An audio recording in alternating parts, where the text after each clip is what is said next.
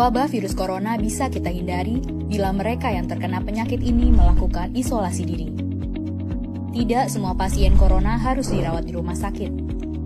Mereka yang tidak termasuk kelompok rentan cukup melakukan isolasi diri di rumah. Protokol isolasi diri sendiri dalam penanganan COVID-19.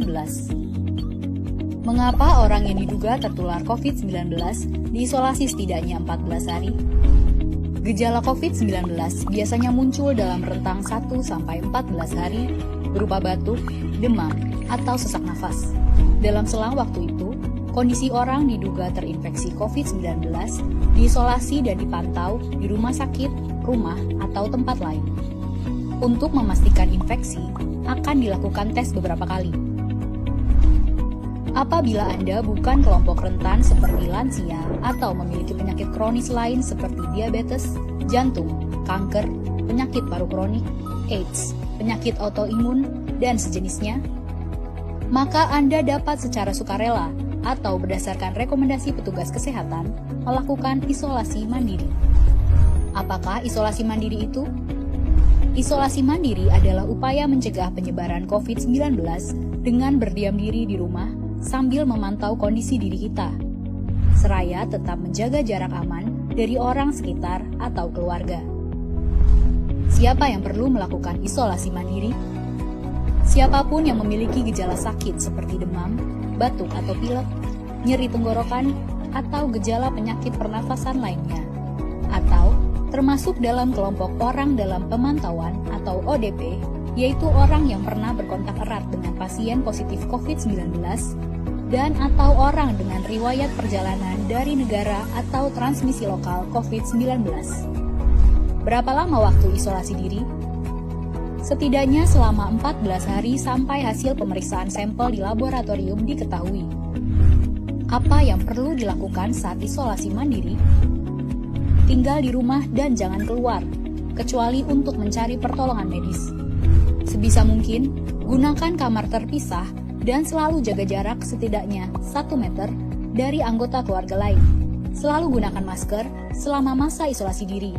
Ganti masker secara rutin apabila basah atau kotor.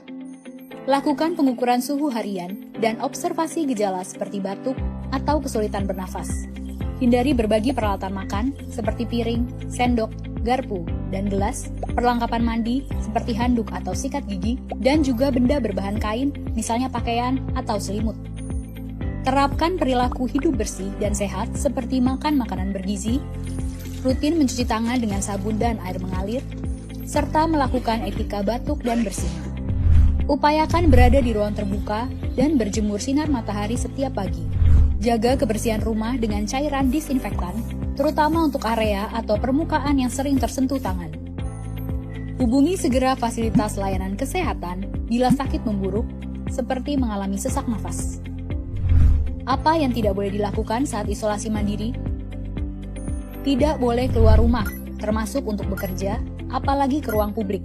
Bila sangat terpaksa harus keluar, gunakan masker dan hindari transportasi publik atau tempat ramai.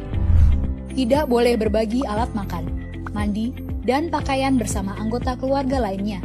Cuci peralatan makan dan pakaian secara mandiri, terpisah dari anggota keluarga lain.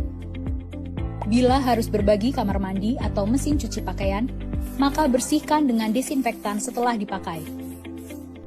Bagaimana menjaga pertahanan tubuh selama masa isolasi mandiri? Tetap terapkan pola hidup sehat, antara lain dengan makan makanan bergizi seimbang, perbanyak buah dan sayur, istirahat yang cukup, lakukan olahraga ringan, dan hindari merokok atau minum alkohol. Isolasi mandiri bukanlah sesuatu yang sulit, namun membutuhkan komitmen baik dari diri sendiri maupun keluarga dan orang terdekat. Orang yang menjalani isolasi dapat mengalami kesepian, kekhawatiran, dan ketidaknyamanan saat mengalami gejala sakit. Maka mereka perlu dibantu, didukung, dan diberi semangat. Mari saling berempati, perkuat solidaritas, dan bersama kita melawan corona.